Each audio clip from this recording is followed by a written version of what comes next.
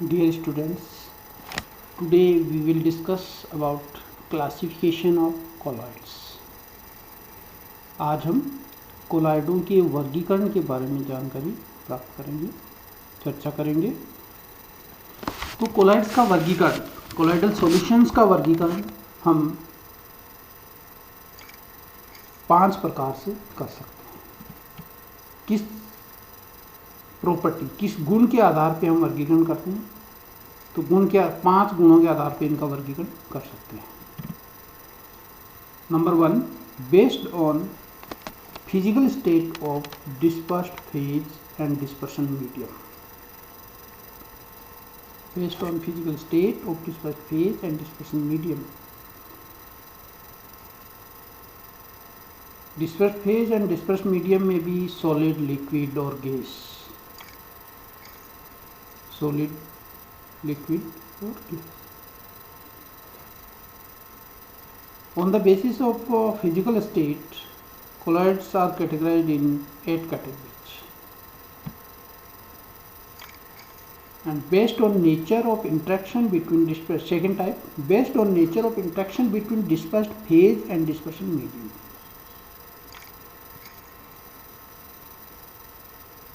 Second one, dispersed phase and dispersion medium interaction between dispersed phase and dispersion medium. How they interact with each other. Number 3rd type जो है वो based on molecular size in the dispersed phase, based on molecular size in the dispersed phase. Size of dispersed phase categorized various types of colloids in various categories. Based on appearance of colloids, how colloids appear?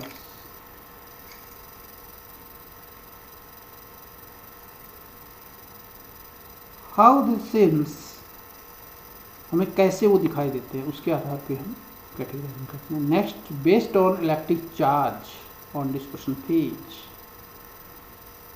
What is the charge on dispersion phase? Positive charge, negative charge or neutral?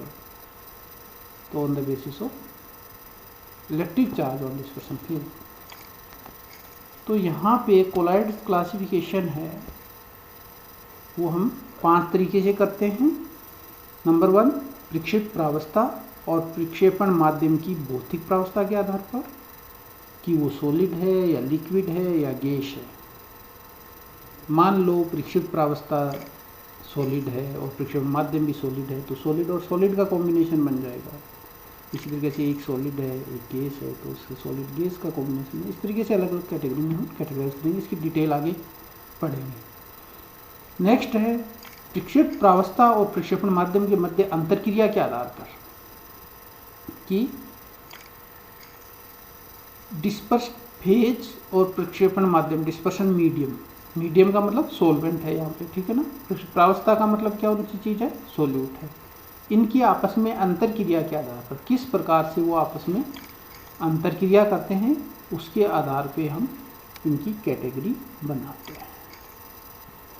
तीसरा है प्रक्षिप्त प्रावस्था में अणुओं के आकार के आधार पर. Dispersed जो phase है, प्रक्षिप्त प्रावस्था है, उसमें अणुओं का आकार कैसा है इसके आधार पे भी हम इनको कैटेगराइज कर सकते हैं. तीसरा है कोलॉइड्स के प्रकटीकरण, एपियरेंस के आधार पर किस प्रकार का अपने को वो दिखाई देते हैं कोलॉइडल सॉल्यूशन, उसके आधार पर. और जो 5वां जो है प्रक्षिप्त प्रावस्था पर विद्युत आवेश के आधार पर. 5 तरीके से इनको हम कैटेगराइज कर सकते हैं. ये कितने तरीके से हम इनका वर्गीकरण कर सकते हैं ये आपको याद रखना है. नेक्स्ट हम बात करेंगे, सबसे पहला पॉइंट अपन ने क्या लिया था, based on physical state of dispersed phase and dispersion medium. What state? Dispersed phase, solid, liquid or gas. Dispersion medium, solid, liquid or gas. तो on the basis of physical state of dispersed phase and dispersion medium, यूँ कह सकते हैं हिंदी में प्रक्षिप्त प्रावस्था और प्रक्षेपण माध्यम की भौतिक प्रावस्था के आधार पर हम वर्गीकरण करते हैं. तो कोलॉइड होते हैं वो 8 प्रकार के होते हैं. 8 प्रकार के होते हैं, 9 के क्यों नहीं होते. हमने गैस लिक्विड लिया है, गैस सॉलिड लिया है, फिर ऐसे liquid gas, liquid liquid, liquid solid, solid gas, solid liquid, solid. इसमें एक चीज़ को हमने छोड़ा है कि डिस्पर्शन मीडियम भी गैस हो और डिस्पर्स फेज भी गैस हो। इस सिचुएशन में होमोजीनस सॉल्यूशन बनता है और वहाँ कोलाइडल सॉल्यूशन ना बनता है, क्योंकि गैस की डिफ्यूजन प्रवृत्ति, मिश्रण की प्रवृत्ति बहुत ज़्यादा होती है और वहाँ पे समांगी विलयन बनता है, ना कि कोलाइडल सॉल्यूशन और विषमांगी विलयन। तो सबसे पहले हम बात करते हैं dispersion medium and dispersed phase लिखा है। मीडियम का मतलब ज़्यादा है, ये याद रखना है आपको। सॉल्वेंट है वो ज़्यादा है और डिस्पर्स्ड फेज है वो कम है। गैस, डिस्पर्सन मीडियम क्या है? गैस। और डिस्पर्स्ड फेज क्या है? लिक्विड। गैस के अंदर क्या घुला हुआ है? लिक्विड या द्रव घुला हुआ है। इसका मतलब एग्जाम्पल इसमें अपन ने लिखा है क्लाउड्स, मिस्ट्स एंड फॉग। बादल, बादल होते हैं, बादलों में क्या होता है? पानी होता है, लिक्विड होता है ना। और पूरा इन्वायरमेंट, एटमॉस्फेयर में क्या है? गैस। गैस ज़्यादा हुई ना, पानी कम है, द्रव्य कम है, तो वो क्या हो गई? डिस्पर्स्ड फेज हो गई। और गैस ज़्यादा है तो वो क्या हो गया? डिस्पर्शन मीडियम हो गया या माध्यम। क्लाउड्स, बादल, मिस्ट्स, कोहरा, फोग्स।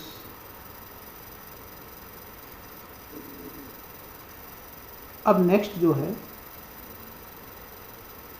उसकी बात करते हैं गैस, सॉलिड। मीडियम क्या है? गैस है। माध्यम क्या है? गैस है, मतलब गैस ज़्यादा मात्रा में है। फिर डिस्पर्स्ड फेज क्या है? सॉलिड है, ठोस पार्टिकल्स। ओके, इसका एग्जांपल यदि हम लेते हैं तो क्या लेंगे? स्मोक, धुआं। धुआं आपने देखा हुआ एनवायरनमेंट में, उसमें छोटे छोटे जो एस पार्टिकल्स, राख जो होती है उसके उड़ते हुए पार्टिकल दिखाई जो देते हैं अपने को, होते हैं, वो सॉलिड पार्टिकल्स हो गए, है ना। और गैस, पूरे एनवायरनमेंट में गैस है। ऐसे वल्केनिक डस्ट, वल्केनिक क्या डस्ट क्या होती है? ज्वालामुखी का जो धुआं निकलता है, तो उसमें भी छोटे छोटे पार्टिकल्स होते हैं सॉलिड के। और गैस इन्वायरमेंट में होती है तो वो मीडियम के रूप में रहती है, सॉल्वेंट के रूप में रहती है। और उसके अंदर सॉलिड जो घुला हुआ होता है वो डस्ट पार्टिकल्स जो है, या धुएं में राख के जो पार्टिकल्स हैं, वो डिस्पर्स फेज। मैंने बताया ना आपको, फेज होती है वो कम मात्रा में होती है। तीसरा, लिक्विड गैस। तो मीडियम लिक्विड है, इसका मतलब लिक्विड क्या है? ज़्यादा है और उसमें गैस थोड़ी घुली हुई है। इसमें अपन एग्जांपल लेते हैं फोम्स, व्हिप्ड क्रीम। फोम्स मतलब झाग, व्हिप्ड क्रीम, क्रीम जो होती है जैसे शेविंग क्रीम्स है, कोई भी क्रीम, उसको अपन ऐसे करते हैं तो झाग आते हैं उसमें। उसमें लिक्विड ज़्यादा होता है और गैस होती है, वो उसके बीच में जो स्पेस होता है उसमें गैस आ जाती है, वो डिस्पर्स फेज होती है। ठीक है। नेक्स्ट, लिक्विड और लिक्विड। डिस्पर्सन मीडियम भी लिक्विड होता है और डिस्पर्स फेज भी लिक्विड होती है। It's very important example emulsion,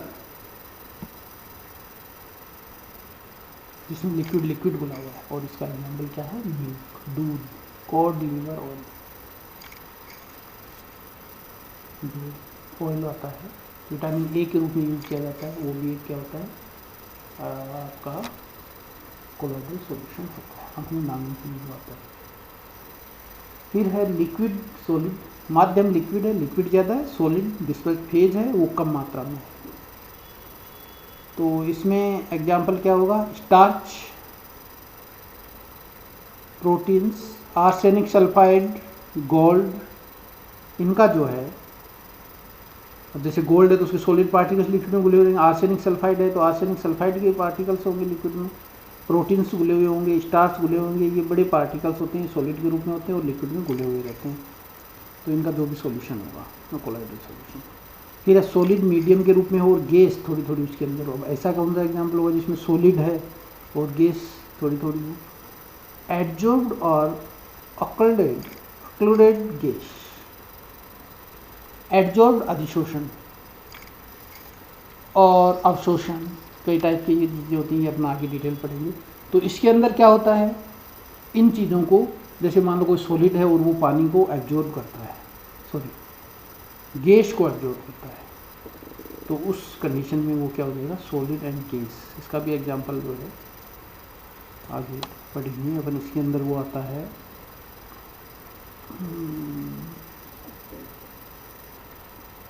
पत्थर आता है क्या नाम उसका, जावा पत्थर बोलते हैं। सॉलिड में गैस होती है, जैसे वो आता है ना, स्किन गंदी होती है पैर वगैरह की, तो उसको रब करने के लिए कोई छोटा सा आता है लाल कलर का, वो जावा पत्थर का बना होता है। सॉप स्टोन बोलते हैं। That is solid, medium and gas phase. Solid and liquid, solid है उसमें लिक्विड मिला हुआ, जेलीज है थोड़ा लिक्विड होता है, सॉलिड ज़्यादा होता है, जेल्स है, चीज है, चीज मतलब पनीर। सॉलिड में सॉलिडो, अब ये तो अपन कैसे बनाएंगे सॉलिड में सॉलिड, तो इसमें क्या होता है, कलर्ड प्रेसियस स्टोन्स, जो स्टोन होते हैं अलग अलग टाइप के, कीमती पत्थर जिनको बोलते हैं जेम्स जो हैं, तो उनके अंदर क्या होता है, दो अलग अलग टाइप के सॉलिड मिलने से उनमें अलग अलग टाइप का कलर आता है। रॉक सॉल्ट होता है, उसमें भी सॉलिड में सॉलिड होता है, उसमें जैसे मान लो एक सॉल्ट है उसके साथ दूसरा सॉल्ट घुला हुआ रहता है, मिक्स रहते हैं कम्प्लीटली। वैसे तो ये हेट्रोजीनस होता ही है, तो वैसे तो कोई परेशानी नहीं है। तो इस तरीके से और भी बहुत सारे एग्जाम्पल्स हैं, आप देख सकते हैं। तो इसमें 8 प्रकार के on the basis of physical state, प्रक्षिप्त प्रावस्था और प्रक्षेपण माध्यम के आधार पे हम इनको 8 प्रकारों में विभाजित कर सकते हैं। बाकी हम नेक्स्ट क्लासिफिकेशन है वो अगले वीडियो में करेंगे। Okay, thank you.